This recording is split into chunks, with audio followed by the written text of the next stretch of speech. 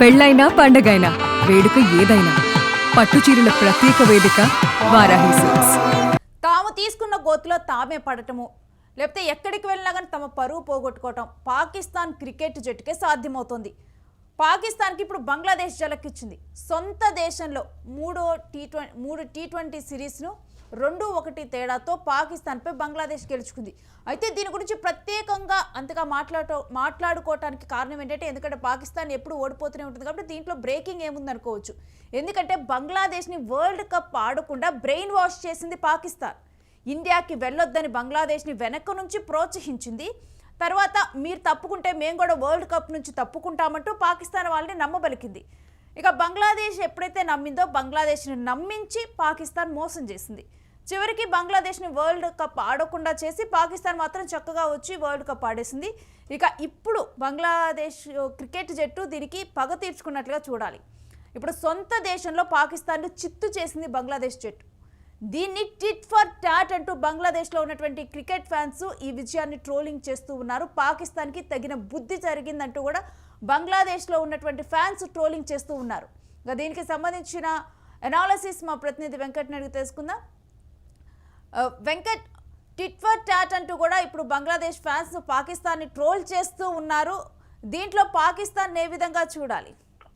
Yes Renu, Pakistan జట్టు కారణంగానే బంగ్లాదేశ్ కి రావాల్సినటువంటి దాదాపుగా 350 కోట్ల వరకు ఆదాయం ఏదైతే ఉందో నాశనం అయిపోయింది టీ20 ప్రపంచ కప్ కారణంగా అనేదైతే స్పష్టంగా చెప్పొచ్చు. అంటే టీ20 ప్రపంచ కప్ లో పాకిస్తాన్ ఆడుతూ బంగ్లాదేశ్ ఆడొద్దంటూ వెనక నుంచి రెచ్చగొట్టడం, ఆ తర్వాత పరిణామాలన్నీ కూడా మనం చూస్తూ వచ్చాం. అంటే కీలకమైనటువంటి టీ20 ప్రపంచ కప్ లో ఆడటం ద్వారా ఐసీసీ నుంచి వచ్చే డబ్బులు కానీ, బంగ్లాదేశ్ కి వెళ్ళేటువంటి డబ్బులు కానీ, అదే విధంగా అటు ఆటగాళ్లకు వచ్చే ప్రైజ్ మనీలు, మ్యాచ్ ఫీజులు ఇవన్నీ కూడా ఎక్కువగా ఉంటాయి.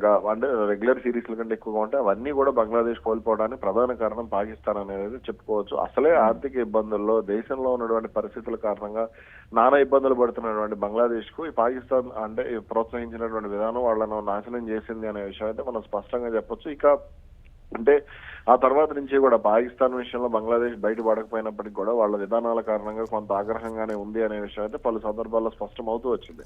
ఇక తాజాగా చూసుకుంటే గనక ఇప్పుడు జరిగినటువంటి టీ20 మ్యాచ్లు 3 మ్యాచ్ల సిరీస్ కి సంబంధించి 2-1 తేడాతో బంగ్లాదేశ్ విజయం సాధించింది. అంటే పాకిస్తాన్ క్రికెట్ పరువు స్వదేశంలోనే మరోసారి పోయింది అనే విషయం అయితే స్పష్టంగా చెప్పుకోవచ్చు. ఇక దీనికి సంబంధించి అటు మాజీ ఆటగాళ్లు కూడా తీవ్ర స్థాయిలో మండిపడుతున్నారు.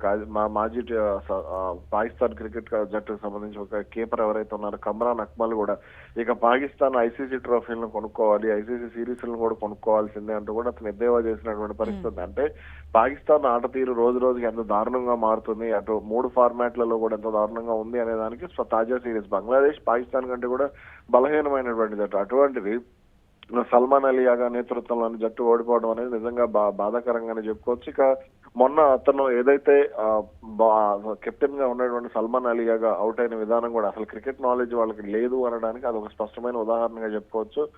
అంటే కీపర్ కు బ్యాట్స్మెన్ బ్యాటింగ్ లో ఉన్నప్పుడు క్రీజ్ లో ఉండాలి అనే ఇంగిత జ్ఞానం కూడా అతనికి లేకపోవడం, ఇవన్నీ కూడా కొంత విమర్శలకు దారితీస్తున్నటువంటి పరిస్థితి. ఏదేమైనప్పటికీ కూడా బంగ్లాదేశ్ రివెంజ్ తీర్చుకుంది అనేది అయితే స్పష్టంగా చెప్పొచ్చు. కనపడని ఆగ్రహంలో ఉన్నటువంటి బంగ్లాదేశ్ క్రికెట్ ఆటగాళ్లు పాకిస్తాన్ కారణంగానే తమ జట్టుకు పరిస్థితి వచ్చింది అనే కోపం కూడా వాళ్ళలో ఎక్కువగా ఉంది. అందుకనే కొంత రివెంజ్ తీర్చుకున్నారని చెప్పుకోవచ్చు. మరి వెంకట్, దీంతో అయినా పాకిస్తాన్ కి వేరే దేశం విషయాల్లో కూడా జోక్యం చేసుకోకూడదనే బుద్ధైనా వస్తుంది ఆ క్రికెట్ జట్టుకి, లేకపోతే ఇదే రకంగా కూడా ఎగ్జాక్ట్లీ అది రావాల్సినటువంటి అవసరం ఉంది. ఎందుకంటే ముందు వాళ్ళ ఆట తీరును వాళ్ళు మెరుగుపరచుకోవాల్సినటువంటి అవసరం ఉంది. వాళ్ళు మహిళా క్రికెట్ జట్టు కానీ పురుషుల క్రికెట్ జట్టు 3 ఫార్మాట్లలో కూడా వాళ్ళు ఫెయిల్ అవుతూ వస్తున్నారు. ఎంతసేపు కూడా భారత్ విషయంలో వాళ్ళు ఏదో ఒక రకంగా కక్ష సాధించుకోవాలనే ఆలోచన తప్పించి వాళ్ళు ఎక్కడా కూడా అంటే తమ జట్టును అంతర్జాతీయ ప్రమాణాల దిశగా నడిపించాలి అనేటువంటి ఆలోచన అనేది వాళ్ళకి ఎక్కడా లేదు అనే విషయం అయితే స్పష్టంగా చెప్పొచ్చు.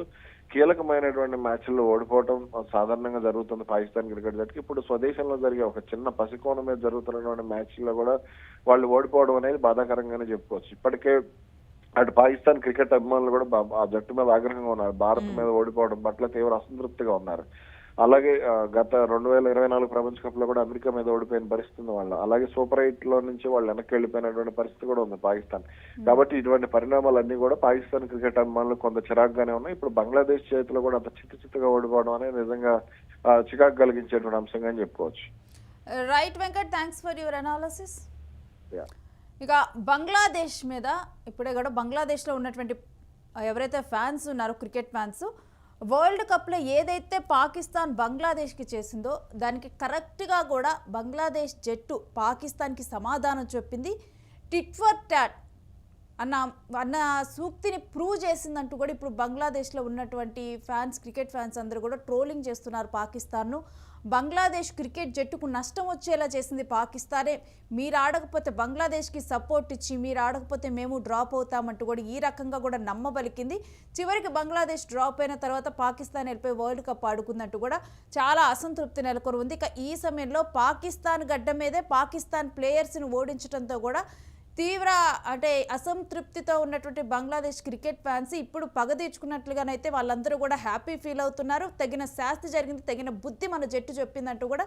కానీ మరి ఇప్పటికైనా కానీ మరి ఈ పాకిస్తాన్ క్రికెట్ జట్టులో ఉన్నటువంటి వారికి అక్కడ ఉన్నటువంటి మాజీ ప్లేయర్స్కి ఎవరైతే లెగిస్తే ఇండియా మీద కానీ వేరే క్రికెట్ జట్ల మీద కానీ దూరుతూ వాళ్ళకి సూక్తులు చెప్తూ ఎలా ఆడాలి అని చెప్తూ ఉన్నారో వాళ్ళందరికీ కనీసం వాళ్ళందరూ మిగిలిన దేశాలకు కాకుండా పాకిస్తాన్ క్రికెట్ జట్టులో ఉన్న వాళ్ళకి ఏ విధంగా ఆడాలి అన్నది చెప్తే బాగుంటుందని చెప్పి కూడా ఇప్పుడు తెలుస్తూ ఉంది.